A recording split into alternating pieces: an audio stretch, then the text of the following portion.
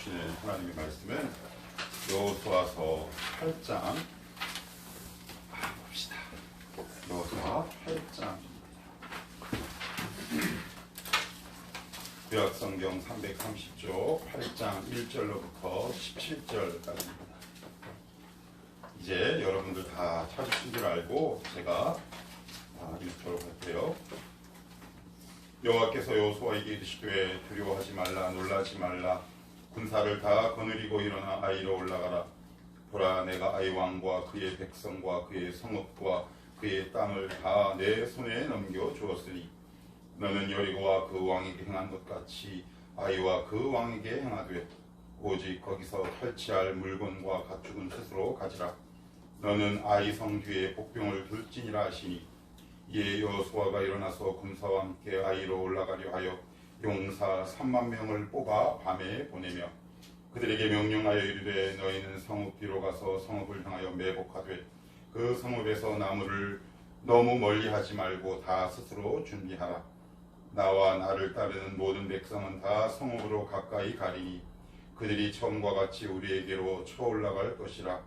그리할 때 우리가 그들 앞에서 도망하면 그들이 나와서 우리를 추격하며 이르기를 그들이 처음과 같이 우리 앞에서 도망한다 하고 우리의 유인을 받아 그 성읍에서 멀리 떠날 것이라.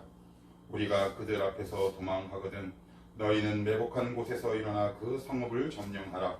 너희 하나님 여호와께서 그 성읍을 너희 손에 주시리라. 너희가 그 성읍을 취하거든 그것을 불살라 여호와의 말씀대로 행하라. 보라, 내가 너희에게 명령하였느니라 하고 그들을 보내매 그들이 매복할 곳으로 가서 아이 서쪽 베델과 아이 사이에 매복하였고 여호수아는 그 밤에 백성 가운데에서 잤더라. 여호수아가 아침에 일찍 일어나 백성을 점호하고 이스라엘 장로들과 더불어 백성 앞서 아이로 올라가매 그와 함께한 군사가 다 올라가서 그 성읍 앞에 가까이 이르러 아이 북쪽에 진치니 그와 아이 사이에는 한 골짜기가 있더라. 그가 약 5,000명을 택하여 성읍 서쪽 베델과 아이 사이에 매복시키니 이와 같이 성읍 북쪽에는 온 군대가 있고 성읍 서쪽에는 복병이 있었더라. 여호수아가 그 밤에 골짜기 가운데로 들어가니 아이 왕이 이를 보고 그 성읍 백성과 함께 일찍이 일어나 급히 나아가 아라바 앞에 이르러 정한 때 이스라엘과 싸우려 하나 성읍 뒤에 복병이 있는 줄은 알지 못하였더라. 여호수아와 온 이스라엘이 그들 앞에서 거짓으로 패한 척하여 광야 길로 도망하매 그 성읍에 있는 모든 백성이 그들을 추격하려고 모여 여호수아를 추격하며 유인함을 받아 아이 성읍을 멀리 떠나니 아이와 베델에 이스라엘을 따라가지 아니한 자가 하나도 없으며 성문을 열어놓고 이스라엘을 추격하였더라. 아멘. 기도하겠습니다. 하나님, 고맙고 감사합니다. 이 예배의 주인이 살아계신 성삼일체 하나님임을 고백합니다. 사랑하는 주의 자녀들이 이 시간 하나님 앞에 예배합니다. 또한 말씀을 듣습니다. 하나님, 성령 하나님 운행하시고 역사해 주옵소서. 우리의 모든 묵은 때들 성령의 불길로 다 태워주시고 깨끗하게 하시고 우리의 심령이 시원하게 되어 돌아가게 하여 주옵소서. 주님의 음성 듣게 하시고 이 말씀을 통해 우리의 지난하고도 어려운 삶의 문제의 매듭들이 말씀을 통해 풀려나가는 귀한 은혜가 있게 하옵소서. 예수님의 이름으로 기도하옵나이다. 아멘. 예, 오늘 설교 제목 같이 한번 읽어볼까요? 시작. 잘 읽고 싶은데 이제 여러분들은 이제 저와 한 2년 가까이 2년 되신 분들도 있고 하지만 원래 이런 식으로 설교는 잘 짓지 않고 보통 이제 본문 안에 있는 내용을 따오거나 아니면 몇 단어를 축약해서 이제 설교 제목을 정하는 경우가 많은데 이렇게 설교 제목을 졌다는 것은 이 설교 제목이 지금 저의 마음이기 때문에 그래요. 그런데 이 설교 제목을 정해놓고 몇 번을 이렇게 고쳤어요. 이렇게 막 작업을 하다가 이제 금요일날 스스로 가지마, 아니야, 예측할 수 없는 하나님, 믿지 못할 하나님, 이런 제목, 이런 저런 제목을 정하다가 에라 모르겠다. 뭐냐면 잘 믿고 싶은데 여러분들도 잘 믿고 싶어요. 그죠? 여기서 일부러 예수님을 내가 잘못 믿고 싶어 라고 생각하는 사람은 아무도 없을 것 같아요. 근데 우리 마음대로 잘 안 되죠. 뭐 이유는 되게 다양해요. 내가 하나님을 몰라서 그러기도 하고, 그리고 내가 너무 좋아하는 뭔가 있어서이기도 하고, 이유는 참 다양해요. 그런데 오늘 본문 안으로 들어가기에 앞서서 여러분들에게 먼저 제가 꼭 들려드리고 싶은 한 문장이 있는데 그냥 한번 들어보시고 오늘 말씀 안으로 들어갔으면 좋겠습니다. 하나님은 한 번도 나에게 하나님이시기를 중단한 적이 없다. 제가 얼마 전에 책을 읽다가 이 문장을 봤어요. 다시 한번 읽어볼게요. 하나님은 나에게 하나님이시기를 중단한 적이 한 번도 없다. 우리가 믿음이 너무 없을 때, 성령 충만한 순간일 때, 심지어 불순종할 때도 하나님은 당신의 할 일을 충실히 하시는 분이시다. 이 말씀이 저에게는 참 은혜가 됐고 굉장히 큰 이제 위로가 되었는데, 뭐 아무튼 우리가 참 잘 믿고 싶은데 우리 마음대로 잘 되지 않을 때가 있어요. 뭐 이유야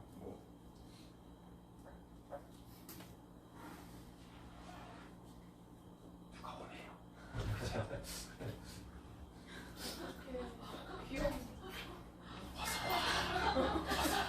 아니야, 잘 왔어. 안지성해. 저기 성문 언니 옆에 앉아. 네. 그러게요. 나 같으면 안 왔어. 그러니까 나보다 믿음이 좋은 거야. 나 같으면 성격이 악달해서 이렇게 예배 드릴 바엔 차라리 안 간다. 그런데 이렇게 온 게 여기서 설교하는 이목사보다 우리 지민이 귀하네. 다시 한번 환영하고요. 그런데 제가 어디까지 얘기했죠? 이제 본문 안으로 들어간다라고 말씀드렸어요. 잘 믿고 싶은데 안 되는 여러 가지 이유가 있다. 제가 이렇게 말씀드렸는데 여러 가지 이유가 있을 것 같아요. 하나님께 뿔이 날 때가 있어요. 뿔이 날 때가 있더라고요. 그리고 섭섭할 때가 있어요. 어떤 경우냐면 그런 거죠. 내가 알고 있는 믿음의 공식대로 했을 때 하나님이 역사하시지 않는 경우가 있어요. 이거를 뭐 수치하거나 단순하기는 어렵지만 좀 쉬운 예로 11조의 경우를 예를 들어봅시다. 11조를 하면 하늘 보화를 열어서 이 창고에 내가 뭐 쌓지 아니하도록 보라. 근데 나는 분명히 11조를 했는데 내 통장 잔고에는 쌓을 곳이 없도록 붙지 아니하나 라는 말이 이루어지기는커녕 그 잔고가 단란하거나 잔고가 줄어드는 경우, 이건 제가 그냥 여러분들에게 이해하기 쉽게 말씀을 드리는 거예요. 이건 하나의 그냥 대표적으로 띌 뿐, 이런 경우가 우리의 신앙생활 가운데 참 많이 있어요. 그러면 저는 그때 보통 어떻게 반응을 취하냐면 하나님 앞에 일단 성을 내요. 화를 냅니다. 원망을 해요. 하나님, 분명히 말씀대로라면 이렇게 돼야 되지 맞지 않아요? 그런데 그렇게 이루어지지 않으면 하나님을 떠날 수는 없으니까 살짝 반 정도 이렇게 등을 쳐요. 무섭잖아요. 그죠? 살아계신 건 아니까. 그래서 살짝 이렇게 반 정도 이렇게 등을 쳐요. 그런데 그 상태가 여러분, 우리 한 번씩은 다 겪어본 적 있으시잖아요. 마음이 어때요? 답답해요. 답답하고 이것도 안 되고 저것도 안 되는 경우가 굉장히 많아요. 그런데 시간이 지나고 말씀을 듣다가 아니면 하나님이 어떠한 상황과 여건을 조성하셔서 저를 깨닫게 하시면 내가 세운 믿음의 공식이 내가 되게 잘못됐구나라는 것을 어느덧 알게 돼요. 나는 참 이기적인 사람이구나 라는 것을 알게 돼요. 얼마 전에 미국에서 이런 설문을 조사를 했대요. 그 설문의 내용이 뭐냐면 기독교인, 비기독교인을 막론하고 1000명의 미국 시민들에게 한 설문조사를 했는데 그 조사의 내용이 뭐냐면 여러분이 알고 있는 유명한 사람들 가운데 천국 갔을 것 같은 사람이 누굽니까? 라고 질문을 던졌대요. 미국이에요. 그 사람들이 기독교인인가 뭐 비기독교인과는 관계없이. 그런데 압도적인 수치로 1위를 한 사람이 있어요. 그 누구냐면 마더 테레사예요. 수긍이 돼요. 그죠? 80%가 넘었어요. 그러니까 1000명 중에 800명이 마더 테레사는 천국 갔을 거야 라고 생각해요. 그런데 되게 재밌어요. 또 누구 이름 나왔는지 아세요? 마이클 조단. 농구 선수 있죠. 마이클 조단은 약 65%가 650명이 이유는 몰라. 그 사람들만 알아. 65% 정도가 마이클 조단은 천국 갔을 것이다. 이렇게 얘기를 하고 있고, 그리고 60% 정도가 누구의 이름을 거명을 했냐면 지금은 없지만 얼마 전에 엘리자베스 2세 여왕이 타계했죠. 그의 며느리가 누구예요? 카밀라 말고 옛날 원래 찰스 왕세자 며느리 부인 다이애나. 그 사람은 아마 천국 갔을 거다. 이것도 약 60% 이상. 그런데 이제 마지막으로 이 설문조사에서 되게 흥미로운 게 있더라. 그건 뭐냐면 나는 천국 갈 거야 라고 생각한 사람이 87%예요. 예수를 믿든 안 믿든. 그러니까 거기서 그 교수가 그런 이야기를 해요. 사람들은 구원에 있어서는 되게 이기적이에요. 다른 사람은 못 가도 나는 가요. 그런데 여러분 우리 잘 생각해 봅시다. 이것이 꼭 구원에 관해서만 이기적일까요? 신앙생활 하다 보면 하나님의 말씀을 아전인수로 해석하거나 내 위주로 생각하는 경우가 우리는 얼마나 많은지. 그래서 일단 내가 힘들고 내가 불리하면 우리는 성을 내거나 짜증을 내거나 원망을 해요. 그것이 우리의 현실이고 우리의 믿음의 실력인지 몰라요. 그래서 제가 이 동영상을 이렇게 보면서 내 이야기구나. 물론 거기서 기독교인이 몇 명인지 모르겠지만 87%가 자기는 천국 간다라고 얘기한다는 데 가서는 참 예수를 믿든 안 믿든 우리 인간은 참 이기적이고 뻔뻔하다. 뭐 그런 생각을 해요. 근데 구원에 관한 문제뿐만 아니라 우리의 신앙생활 하는 데 있어서도 내 위주로 성경을 이해하고 내 위주로 성경을 해석하다 보면 우리의 삶 속에 오늘 설교의 제목처럼 잘 믿고 싶은데 믿음의 발걸음이 떼지지 않는 경우가 있어요. 그것이 하나님에 대한 오해가 그럴 수 있고요. 잘못된 성경 지식일 수도 있어요. 그래서 오늘 이 말씀을 들으며 지금 내가 하나님과 뭔가 살짝 틀어지려고 한다거나 혹시 내가 하나님에 관한 지식이 잘못된 것이 있거든.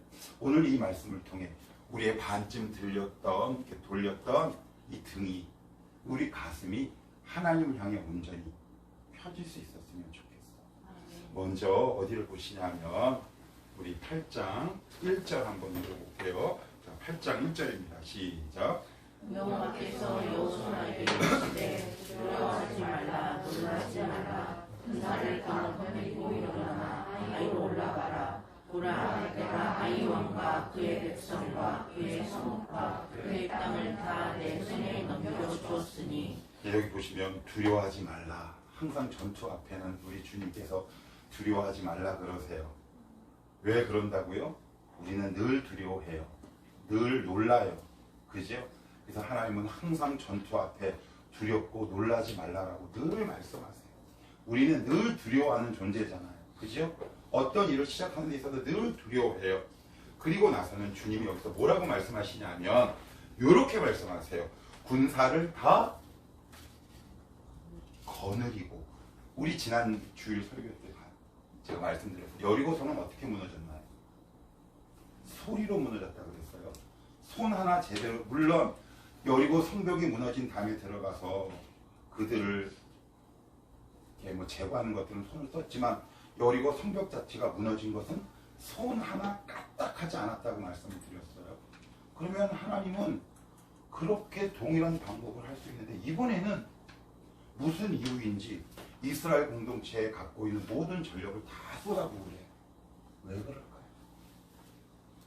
앞에서는 이 전략하고 여기서는 이 전략.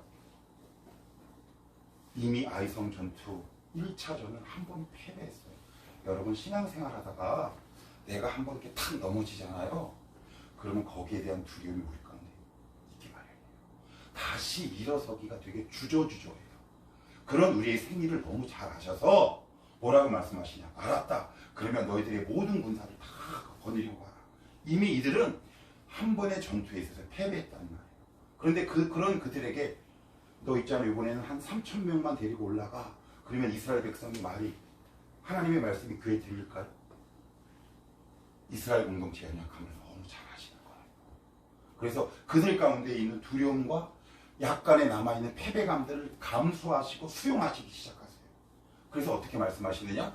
다 거느리고 올라가라. 이렇게 말씀하신 이후에 2절에는 계속해서 이렇게 말씀하세요. 제가 읽어볼게요.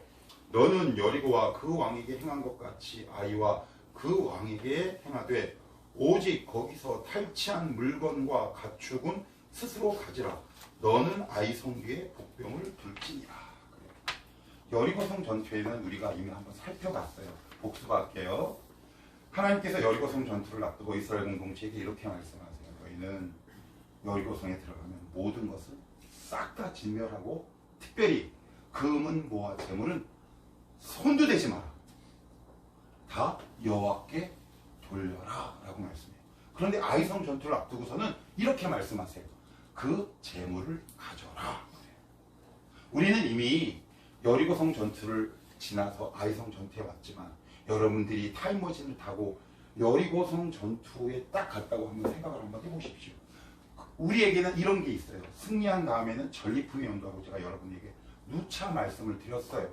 그런데 하나님이 분명히 전리품에 대한 생각이 있을까요? 없을까요? 여러분, 이스라엘 공동체뿐만 아니라 우리에게도 있어요. 아, 내가 이렇게 믿으면 나에게 뭔가 돌아오는 보너스가 있겠거니라고 생각할 때가 있죠. 그런데 하나님이 그런 우리의 생각을 딱 차단하시고 우리를 맨손으로 돌려보내요. 그러면 어떡하시겠어요? 그런데 아이성에는 가지라 그래.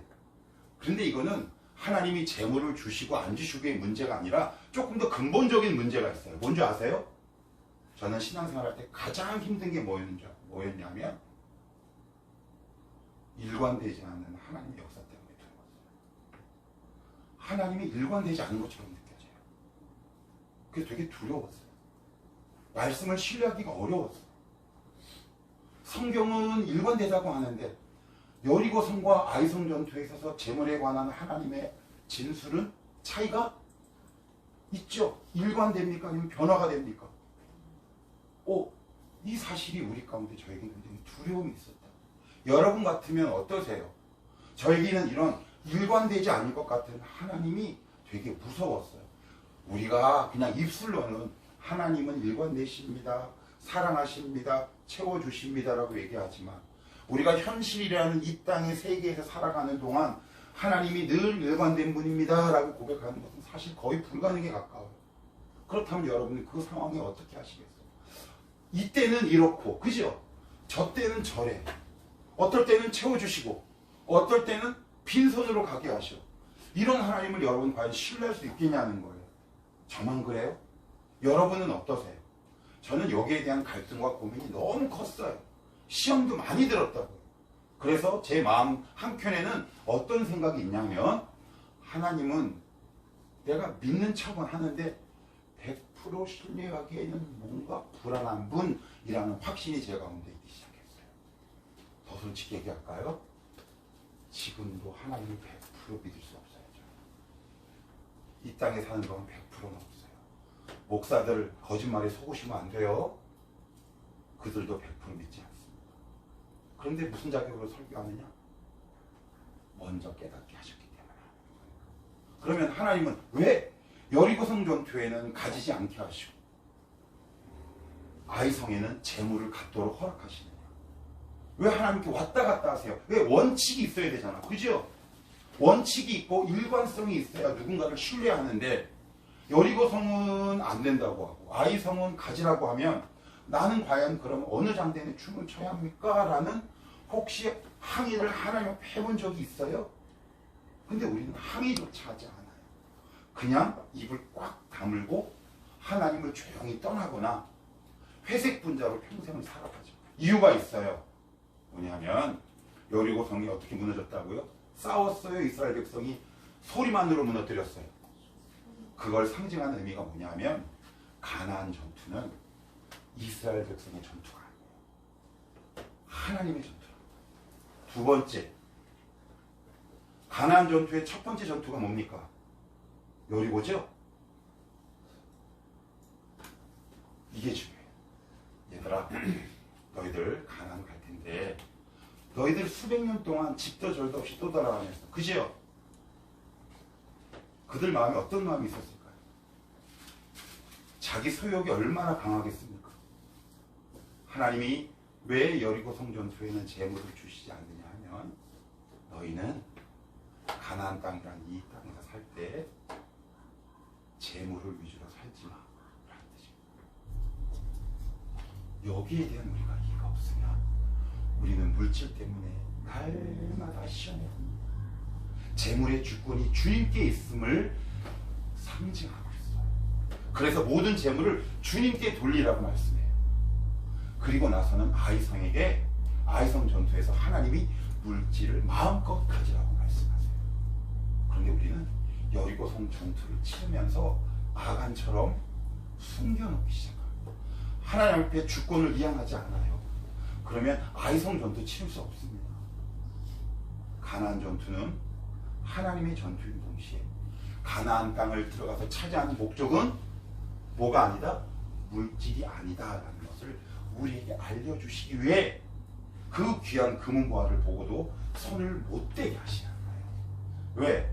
레위기나 민수기, 신명기, 모세금을 보시면 첫 장자, 첫 가축, 모든 첫 들어가는 것은 다 누구에게 돌리라고 되어 있나요? 여호와께 돌리라고 되어 있죠. 왜? 모든 것의 주권이 나에게 있음을 우리 성경을 통해 하나님이 알려주고 있는 거예요. 이 사실을 모르면 이스라엘은 시험에 들고 여러분은 시험에 듭니다. 만약에 지금 최근에 하나님이 갑자기 뭔가 공복을 중단하신 것 같다, 뭔가 일관되지 않는 것 같다 라는 생각이 들면 이 말씀 속에서 하나님 앞에 이렇게 고백할 수 있기를 바랍니다. 하나님, 이 땅의 주인, 내 물질의 주인, 제가 가게를 하는 이유와 목적, 제가 직장을 다니는 이유와 목적이 단순한 재물의 축적이 아니라 하나님의 대리인임을 고백합니다. 그럴 때 우리가 속한 기업과 직장이 복을 받기 시작합니다. 이것 때문에 하나님이 여리고성과 아이성 전투에서 나온 재물을 하나는 하나님께 바치게 하고, 아이성 전투에서는 어떻게 해요? 너희들 어떻게 해요? 마음껏 가지라. 오늘 히브리 원어에 보면 스스로 가지라 라는 말은 이런 뜻이에요. 너희 마음대로 라는 뜻이에요. 너희 마음대로. 이제 정리가 좀 되셨어? 이걸 우리가 알지 못하면 우리는 늘 불안해요. 하나님이 일관되지 않는다고 믿어. 하나님이 변덕이 심하다고 믿는다. 또 한번 볼까요? 또 한번 볼게요. 자, 어디를 보시냐면, 자, 우리 3절. 우리 3절은, 자, 여러분들이 한번 읽어보시죠. 3절입니다. 시작. 이에 여호수아가 일어나서 군사와 함께 아이로 올라가려 하여 용사 3만 명을 뽑아 광야에 보내며. 자, 그리고 나서 4절에 뭐라고 말씀하시냐면, 그들에게 명령하여 이르되 너희는 성읍 뒤로 가서 성읍을 향하여 어떻게 해요? 매복이래요. 야, 이것도 헷갈려요. 그죠? 여리고성은 소리로, 아이성은 실질적인 전투인데 전면전이 아니라 매복해요. 복병으로 숨기는 거예요. 왜 하나님은 상황마다 왜 이렇게 자꾸 역사하시는 방법이 달라요? 그래서 우리가 헷갈린다는 말이에요. 우리가 신앙의 길을 이렇게 걸어가다 보면 청년이든 어른이든 자기 안에 쌓여진 믿음의 노하우들이 생기게 마련이에요. 하나님께서 이렇게 역사하시겠구나, 이렇게 속된 표현으로 이렇게 짱본을 굴리기 시작합니다. 그런데 단언하지만 하나님은 한 번도, 여러분은 모르겠어요. 저의 경험에 있어서는 저의 예상과 예측대로 하나님이 역사하신 경험이 한 번도 없어요. 항상 저의 예상과 예측을 뛰어넘는 방법으로 하나님은 당신의 방법, 역사를 이루세요. 하나님이 만약에 여리고성 전투와 비슷한 방법으로 하게 되면 이스라엘 공동체에게 일어나는 문제가 있어요. 뭔지 아세요? 방법 자체가 우상이 됩니다. 다시 한번요. 뭐가 우상이 된다고요? 그래요. 11조 자체가 우상이 되는 거예요. 헌금 자체가 우상이 되어버리고 헌신 자체가 우상이 되어버린다는 말이에요. 방법이 중요한 게 아니에요. 그렇다면 하나님이 왜 각 전투마다 방법을 달리하실까? 너희들이 이긴 건 방법이 아니라 나 때문이야라는 것을 알려주시기 위함이에요. 안 그러면 그래서 여러분 혹시 이런 경험 있으세요? 이게 조금 아픈 이야기인데 여러분 교회 공동체 안에서 믿음의 연륜이 오래되신 분들 가운데 안 그런 분들도 많지만 많은 경우에 있어서 굉장히 완고하신 분들이 있을 수 있어요. 그래서 예수 오래 믿으면 유연하고 탄력적이에요? 고집이 세져요? 웃으면 안 되는데 그게 현실이잖아요. 왜 그럴까요? 자기만의 믿음의 방법을 고수하기 때문에 그래요. 하나님은 그걸 깨길 원하세요. 여러분이 경험했던 믿음의 방법을 고수하시면 안 돼요. 하나님은 믿음의 방법을 깨기 시작합니다. 제가 예를 하나 들어볼게요. 창세기 12장은 그 유명한 아브라함의 소명장이 나오는데 이사야서 그리고 여호수아 일부분에 보면 아브라함은 여러분도 잘 알다시피 우상을 만들었다라는 해석으로 많은 성서학자들이 얘기해요. 갈대아 우르에서 우상을 만들었던 사람이에요. 그 이야기는 그 지역의 토호, 즉 지역 유지란 얘기예요. 수천 년 전에 그 지역에서 태어나고 자란 사람이 다른 곳으로 가서 살 확률은 거의 없지요. 그런데 하나님의 부르심 때문에 이렇게 나와서 애굽에 가게 되는데 근데 애굽에서 자기 부인을 빼앗기죠. 그죠? 그런데 하나님이 꿈에 나타나서 바로에게 이렇게 얘기해요. 죽을래 보낼래. 그랬더니 바로가 벌벌 떨면서 아브라함에 가서 보내죠. 그러니까 우리는 그냥 하나님이 역사하셨다 그래요. 그런데 여러분 그 본문을 곰곰이 보시면 굉장히 중요한 메시지가 하나 있는데 아브라함은 하나님이 애굽에서 역사하실 생각 못한 거예요. 애굽에서 역사하네. 자기가 알고 있던 하나님의 경계가 그 사건을 통해 무너져버려요. 하나님은 오늘도 여러분들을 깜짝 놀래킬 준비를 하고 계시는 거예요. 여러분들이 알고 있던 어떤 문제를 해결하는 여러분만의 방식이 그것을 고수하시면 안 되는 이유가 바로 여기에 있어요. 그래서 한번 볼까요? 홍해는 어떻게 건넙니까? 모세가 지팡이를 들고. 요단강은 어떻게 건넙니까? 제사장이 발이 물가에 잠기자. 그죠? 각 전투마다 하나님은 방법을 달리하십니다. 왜 이렇게 다양하게 하실까요? 또 말씀드려요. 하나님은 방법에 구애받지 않는 분이야. 그래서 여러분들이 정한 방법으로 하나님이 역사하시겠지라는 것들 이 시간 이후로 내려놓으셔야 해요. 우리가 갖고 있는 하나님의 역사하시는 믿음의 경기들이 있다고요. 하나님은 여기까지만 역사하실 거야. 하나님은 여기까지만 역사하실 거야. 하나님은 그 경계에 갇히는 분이 결코 아니라는 사실을 알려주시기 위해 여리고성은 함성으로 아이성은 직접 싸우게 하심으로 우리가 알고 있던 나만의 믿음의 방식을 자꾸 깨나가신다고. 그러면 조금 힘들 수는 있어요. 왜요? 우리는 안정되고 싶잖아요. 익숙한 것을 찾아가잖아요. 그런데 하나님은 우리를 그렇게 인도하시지 않으세요. 날마다 새롭게 하세요. 제가 앞에서 그렇게 말씀하셨죠. 하나님은 한 번도 하나님이시기를 중단한 적이 없다. 그 문장 안에 모든 것이 포함되어 있습니다. 하나님은 모세가 가나안 광야에서 있을 때에도 애굽에 있을 때에도 당신의 하나님됨을 포기한 적이 없거든요. 지금도 하나님은 여러분들이 예상하거나 예측하지 못한 방법으로 여러분들의 인생과 가정 속에 개입하시고 역사하고 있어요. 만약에 여러분들이 하나님이 이렇게 역사하실 거야 라고 생각하시거든 장담하건대 그 방법대로 역사하지 않을 것임을 이 시간 통해 선포합니다. 우리의 예상과 예측을 뛰어넘는 하나님, 우리의 예측의 경계를 허물고 뛰어넘는 하나님. 그래서 하나님이 여호수아와 이스라엘 공동체에게 어떻게 해요? 매복 작전을 펼치게 하는 거예요. 얼마나 생소할까요? 그죠? 이스라엘에는 뭐가 학습됐을까요? 소리만으로. 아니죠. 소리만으로 함락하시는 하나님이 아니라 우리의 활동을 통해서도 아니면 우리의 지각을 통해서도 하나님이 돕고 계신다는 사실을 우리에게 알려주고 싶으신 거죠. 그래서 뭐라고 말씀하시냐면 이렇게 말씀하세요. 자, 우리 15절 제가 한번 읽어볼게요. 15절입니다. 여호수아와 온 이스라엘이 그들 앞에서 거짓으로 패한 척하여 광야 길로 도망하며 그 성읍에 있는 모든 백성이 그들을 추격하려고 모여 여호수아를 추격하며 유인함을 받아 아이 성읍을 멀리 떠나니. 그래요. 그리고 나서는 17절에 보면 성문을 어떻게 해요? 근데 여기 17절 앞부분에 이런 말씀이 있어요. 아이의 베델에 이스라엘을 따라가지 아니한 자가 하나도 없으며 성문을 열어놓고 간 거예요. 정신없지요. 성문을 열어놓고 가요. 왜 성문을 열어놓고 갔을까요? 방심했어요. 왜 방심했어요? 한 번 이겼거든요. 한 번 이겼다라는 말은 이스라엘 백성이 진 거잖아요. 이스라엘 백성의 패배를 합력하여 선을 이루시는 하나님. 이 사실을 하나님은 보여주고 싶으신 거예요. 난 너희들의 실패를 통해서 너희들의 인생을 구원할 수 있어. 너희들의 실패를 통해 나는 성문을 열어놓을 수 있는 존재야. 이러니 우리가 하나님을 신뢰할 수밖에 없지 않겠습니까? 하나님을 사랑하는 자, 곧 그 뜻대로 부르심을 입은 자들에게는 모든 것이 합력하여 선을 이룬. 그들은 방심 충만했습니다. 한 번의 승리로 오만함이 하늘을 찔렀습니다.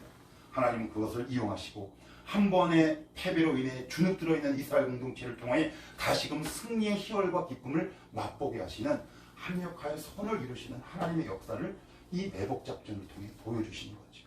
얼마나 놀라운 하나님의 지략입니까? 만약에 여러분들이 지금 최근에 어떤 계획과 진로가 됐든 간에 여러분들의 모략과 계략과 계획을 세우고 계시다면 하나님 앞에 진지하게 한번 물어보십시오. 하나님, 저에게 어떤 계획을 갖고 계십니까? 내 계획과 내 예상과 예측을 뛰어넘어 역사하시는 살아계신 하나님, 하나님의 그 인도하심을 따라 걸어가는 지혜로운 인생이 되게 하여 주시옵소서. 그럴 때 우리의 인생 가운데 있는 여리고, 아이서, 여호수아서 12장에 나오는 가나안 땅에 있는 수많은 허당 왕들이 우리들의 삶 앞에 굴복된다라고 말씀하고 있습니다. 오늘도 우리의 기대와 예상을 뛰어넘는 하나님의 역사를 기대해 봅시다.